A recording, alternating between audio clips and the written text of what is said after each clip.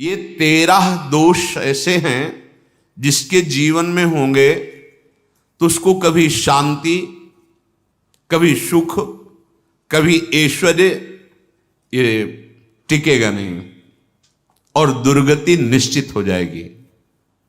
बहुत ध्यान से सुने। एक श्लोक में 6 दोष और दूसरे श्लोक में 7 दोष।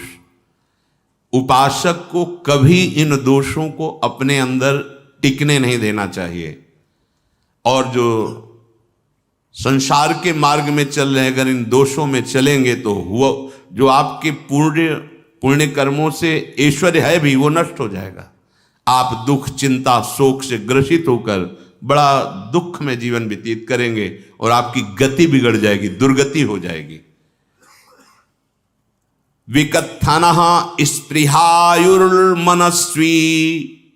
बिभ्रत कोपम चपलो अरक्षणश्च एतान् पापाः षण्णराः पाप धर्मान् प्रकुर्वते नोत्र सन्तः सुदुर्गे संभोग संविद विषमोति मानी दत्तानुतापी कृपणो बलीयान् वर्ग प्रशंसी वनितास्तु देष्टा एते परे सप्तनशंस वर्गाः।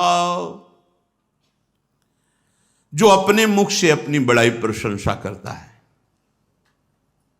ये 13 लिख लो दिमाग में, डायरी में, क्योंकि ये नोट हो रहा है, आवाज डाली जाएगी, आप बार बार सुन, इनसे बचिए। अपनी बड़ाई, अपनी प्रशंसा कभी अपने मुख से नहीं करना, नहीं तो आपके पुण्य नष्ट हो जाएंगे, बुद्धि भ्रष्ट माने गिर जाएगी। अगर परमार्थ में चल रहे हैं तो भी, और व्यवहार में तो पुण्य नष्ट हो ही जाएंगे। बुद्धि गिरी हुई तभी ऐसी बात होती है। और यह दोष बहुतायत है, ये बहुत प्रभावशाली है। अपनी बड़ाई मारना, इसको देख लो, पकड़ो, सत्संग है। अपने मुख से कभी अपनी बड़ाई ना करना। अगर कोई अपने मुख से अपनी बड़ाई करता है तो उसके सुकृत नष्ट हो जाते हैं, बुद्धि भ्रष्ट माने गिर जाती, पतित हो जाती है, फिर निर्णय ठीक नहीं। अगर हमारा सारथी, हमारा ड्राइवर मूढ़ हो तो कहीं भी हमको गिरा देगा, तो वो बुद्धि भ्रष्ट मतलब गिर जाती है, निर्णय करने लायक नहीं रहती। अपनी प्रशंसा अपने मुख से करना। दूसरा, लोलुपता, ये वृत्ति नहीं होनी चाहिए। धर्म से चलेंगे, धर्म के द्वारा जो हमें प्राप्त होगा उसी से हम अपना भरण पोषण करेंगे। आपके बच्चे स्वस्थ होंगे, बुद्धिमान होंगे, परिवार में बहुत सुख और शांति होगी। भले दीपक की तरह जलो, बहुत काल तक रहेगी। लक्ष्मी जी भी आपके घर में बहुत काल, हम ये नहीं कहते कि बहुत नहीं, जितनी है बहुत सुख शांति से चलोगे। अगर लोलुपता करोगे, हिंसा, छल कपट, व्यभिचार, चोरी, ऐसे धन आ जाए, वो आएगा, लेकिन वो हाइलोजन की तरह आएगा, एकदम प्रकाश और फ्यूज, बिल्कुल अंधकार करके जाएगा। देख लेना, तुम्हारे जो सुख के हेतु हैं, तुम्हारा शरीर, तुम्हारे बच्चे, तुम्हारी पत्नी, तुम्हारा परिवार, उसको देख के तुम रात दिन जलोगे बिना आग के। ऐसे उनके आचरण होंगे, ऐसे उनके अंग होंगे, ऐसे उनके दिमाग होंगे, ऐसा उनका व्यवहार होगा। ये लोलुपता अगर उपासक में या किसी में है तो उसको नष्ट कर देती है। सावधान। तीसरा, यदि आपका अपमान होता है तो आपको उसे सहन करना होगा, उससे आपके पाप नष्ट हो जाएंगे। जो तनिक सा भी अपमान होने पर बहुत क्रोध करके दूसरे का अपकार करने लगता है, ये आपका पतन करा देगा, ये आपको फंसा देगा, हृदय जलेगा, अर्थव्यवस्था नष्ट होगी, पूरा परिवार दुखी होगा। जरा सा अपमान की संभावना में आप किसी से भी भिड़ गए, किसी से भी, वो ये प्रवृत्ति आपका पतन कर देगी। उपासक में तो अपमान सहना अमृत है, नीचापमानम सुधा, पर व्यवहार में भी ज्यादा उत्तेजित मत होइएगा। ये तो कुछ मिनट की बात है, अगर आपने उसे मारा पीटा, रिपोर्ट हुई कानून की, ओ फंसते चले जाओगे, अर्थ जाएगा, समय जाएगा, चिंतन जाएगा, बहुत तरह से हानि हो जाएगी। अगर आप सह गए तो आपका सहना उसके लिए आग बन जाएगा। उमा क्षमा साप होते भारी, तुम्हें दंड देने की जरूरत नहीं, उसका एक कर्म ही उसे दंड दे देगा। आप शांत हो जाइए, आप सत्संगी हैं, आप शांत रहिए। चौथा, निरंतर क्रोध और उसका चिंतन। बैठे बैठे बस द्वेषियों का चिंतन ही हो रहा है, अंदर क्रोध का चिंतन और द्वेषियों का चिंतन ही हो रहा है। द्वेष भरी बातें, द्वेष भरे क्रियाएं, उन्हीं का चिंतन करके जलते रहना क्रोध से। उपासक को तो क्रोध करना ही नहीं चाहिए, बहुत शांत। ठीक है, अभ्यास में कभी क्रोध हो सकता है, उसको फिर समन करो, अंदर से प्रायश्चित, जैसा कि अब गलती हुई, आगे नहीं करेंगे। और व्यवहार में भी क्रोध को आप पीना सीखें। अगर बार बार आपका क्रोध प्रकट होता ही रहेगा, आपका स्वभाव बिगड़ जाएगा, आपके पुण्य नष्ट हो जाएंगे और आपका जीवन नष्ट हो जाएगा। देने वाला उतना दे देगा, आपको आनंदित रहो, पैसा खर्चा सब पूरे जीवन का विध्वंस मचा दिया क्रोध ने। कहीं भी आप देखो, किसी से क्रोध करके देखो, फिर देखो तुम्हारा भजन चल रहा है, तुम्हारी वो आनंद वृत्ति है नहीं, जलोगे और वो जलन और गुस्सा दिलाएगी और वो बैठे बैठे जलोगे नहीं। ये क्रोध जो है, ये चाहे व्यवहार में हो चाहे परमार्थ में, दोनों की हानि करने वाला है। और आश्रित जनों की रक्षा ना करना। अगर कोई भाग कर आपके पास आ गया है, कोई पशु पक्षी या कोई मनुष्य, आपको चाहिए कि अब चाहे हमारे पहले प्राण जाएं, उसकी रक्षा करेंगे। सीवी जैसे तो कोई बिरले ही होते हैं, पर इतना जरूर ध्यान रहे, जैसे कोई पशु पक्षी किसी भय से आपकी सीमा के अंतर्गत आ गया है, अब उसकी रक्षा करनी है आपको। अगर आप स्वयं मार देते हैं या मरवा देते हैं, या आपके सुकृत नष्ट कर देगा, या आपकी दुर्गति का कारण बन जाएगा। और जो पाप कर्म उत्साहित होकर करते हैं, उपासक को तो बहुत सावधान रहना चाहिए, पर व्यवहार में भी जो नहीं करना चाहिए, अगर वो पाप कर्म आपके द्वारा मन में प्रेरित हो रहे हैं, संकल्प बन रहा है, क्रियाएं हो रही, दुर्गति पक्की, पुण्य नष्ट हो जाएंगे, दुख अशांति बढ़ती चली जाएगी, कभी शांति नहीं प्राप्त कर पाएंगे। ऐसा नहीं कि जो मन में आवे सो करे। पापाचरण निडर और उत्साहित होकर करना, अगर ऐसे लक्षण है, निश्चित दुर्गति होती है। ये 6, अपनी बहुत बड़ाई करने वाला अपने मुख से, लोलुपता, तनिक से अपमान में सहन ना करने वाला, निरंतर क्रोधी और आश्रित जनों की रक्षा न करने वाला, और निडर हर्षित होकर पाप कर्म करने वाला। दूसरे श्लोक में 7 है, 6 ये 7 हो। 1, संभोग का ही चिंतन करना, संभोग में ही मन लगाना, संभोग दूसरी स्त्रियों के साथ करने की भावना रखना। संभोग, पहला है संभोग। रात दिन बैठे बैठे बस यही चिंतन करना, गंदी बातों का, गंदी बातें देखना, गंदी बातें सुनना, गंदी बातों का चिंतन करना। फिर अन्य माताओं बहनों के प्रति काम दृष्टि से देखना, कोई आ जा रही है तो दृष्टि से, काम भाव से देखना, भोग बुद्धि से देखना, निश्चित पुण्यनाश दुर्गति।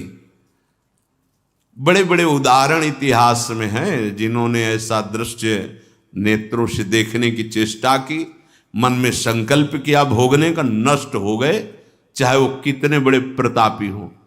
ये दुर्योधन कोई साधारण थोड़ी है, भगवान व्यासदेव जी के द्वारा ही तो लो, भगवान व्यासदेव जी ही इसकी उत्पत्ति का कारण है। आप देखो, इतने महान पुलस्त जी ही उत्पत्ति का कारण है रावण की।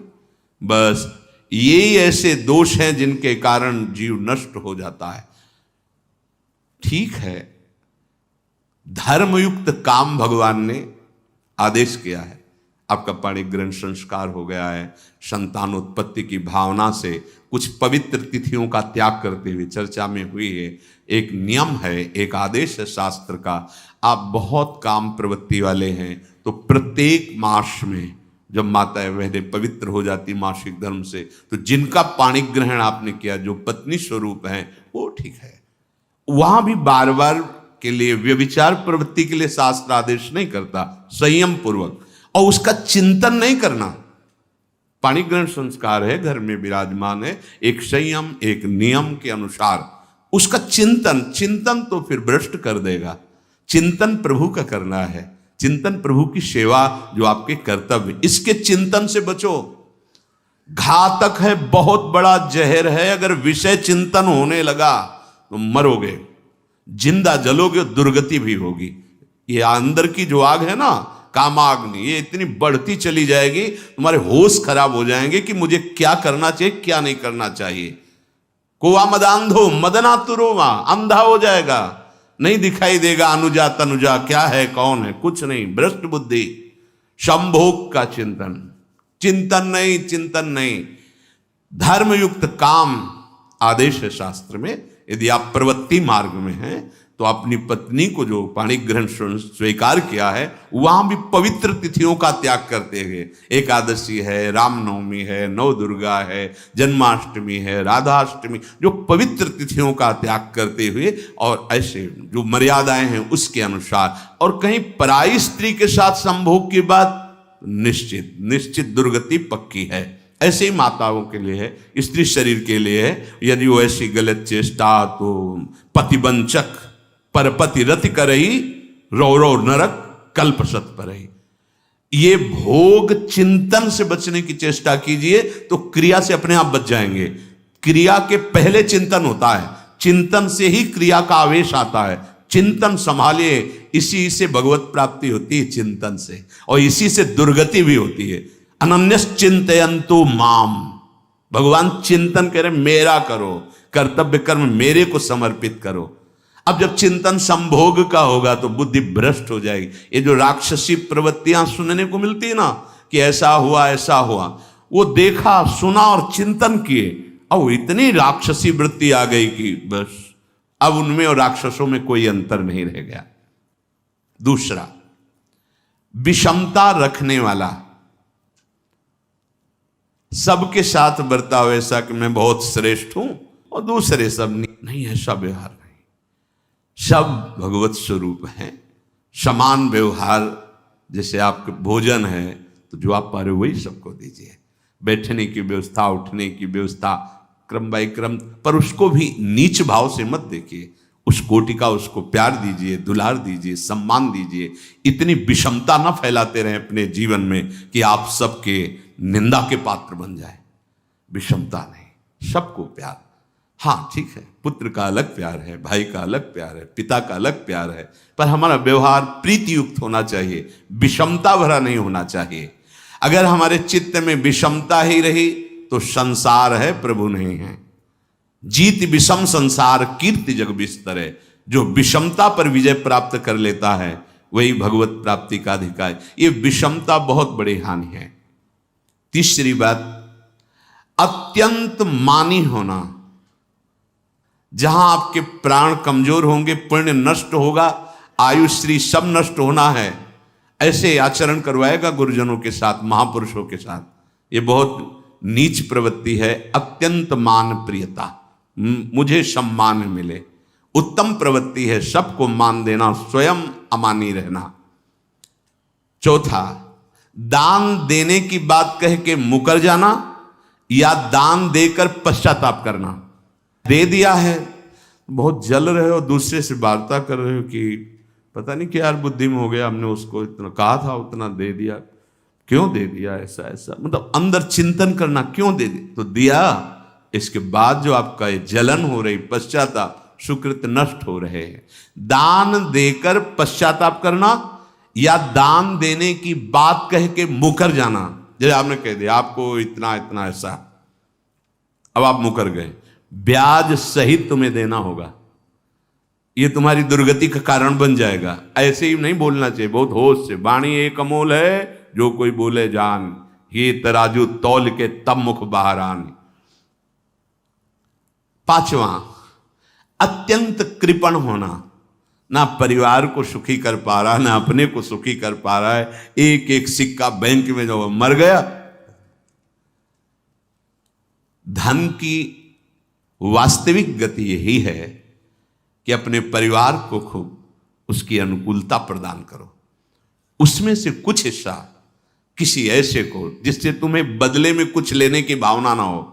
कोई साधु महात्मा, गाय, पशु पक्षी, किसी भी जीव बीमार है शरीरधारी, उसके जिससे कुछ कभी लेने की भावना ना हो, एहसान की भावना ना हो। सो धन धन्य प्रथम गति जाकी, धन्य हो गया उसका धन। अब वो कृपण का धन किसी काम में ना स्वसुख, ना परिवार के सुख, ना धर्म कार्यों में, व्यर्थ जीवन चला गया। उसी धन का चिंतन करना, उसी का संग्रह करना और उसी की रक्षा करते करते शरीर छोड़ देना, तो चिंतन बिगड़ गया। तो कह रहे हैं जो कृपणता है और अर्थ और काम की प्रशंसा, उसी की चर्चा, उसी का चिंतन, रुपया और भोग, उसी की चर्चा कर, जहां बैठे रुपया की चर्चा, भोग की चर्चा, जहां एकांत में बैठे उसी का चिंतन, कैसे रुपया बढ़े, कैसे भोग मिले। और अगर अवसर मिला तो रुपया अधर्म से आवे चाहे धर्म से, उसको इसकी कोई परवाह नहीं। भोग चाहे धर्म से हो चाहे अधर्म से, जिसका अर्थ और काम भोग ही चिंतन है वो धर्म नहीं। जिसका धर्म चिंतन का विषय है तो अर्थ और काम भी ऐसा होगा जो मोक्ष प्रदान करने वाला हो। धर्म, अर्थ, काम, मोक्ष। और जो बालक, स्त्री, पागल, असहाय, जो इनकी रक्षा न करके इनकी हानि करता है, दुर्गति निश्चित है। माना आपकी पत्नी है, उसका स्वभाव बिगड़ा हुआ है, क्रोधी है, कटु वचन बोल, लेकिन आपके ही प्रारब्ध के लिए, माना आपका पति ऐसा स्वभाव वाला, पर आपके ही प्रारब्ध से तो संयोग बना है आकर, अब इसका निर्वाह कर ले जाओ तो पवित्र हो जाओगे दोनों। और अगर झगड़ा और लड़ाई और मारपीट और कहीं हिंसा आदि के रूप में उतर गए तो फिर और करनी बिगड़ गई। बालक है, आप उसको ज्ञान नहीं कि आप पवित्र है, क्या आप पवित्र है, उसको ज्ञान नहीं कि आप उसके साथ व्यवहार अच्छा कर रहे हैं कि बुरा कर रहे हैं। रक्षा करनी है आपको, शोषण नहीं करना। कह रहे हैं स्त्री, बालक और पागल, जैसे विक्षिप्त है, पागल है, आपको रक्षा करनी है। बन जाए तो उसको भोजन, ऐसा नहीं कि ईंट मारो, उसको अपमानित करो। उसकी बुद्धि खराब है, प्रारब्धवशात खराब हो गई है, तो शास्त्र आज्ञा करता है स्त्री, बालक, जैसे पागल, विक्षिप्त आदि हैं, असहाय है, असमर्थ है, बूढ़ा है, वो आप सेवा भी करो तो वो गाली दे सकते हैं, उनकी बुद्धि बिगड़ गई। आपको उनको दंड नहीं देना, मारना नहीं है आपको। मान लो आपके बड़े बूढ़े बुजुर्ग जन हैं, आप सेवा भी कर रहे हो तो आपको कटुवचन बोल सकते हैं, आपकी निंदा कर सकते हैं, लेकिन आपको उनके साथ व्यवहार सद करना है।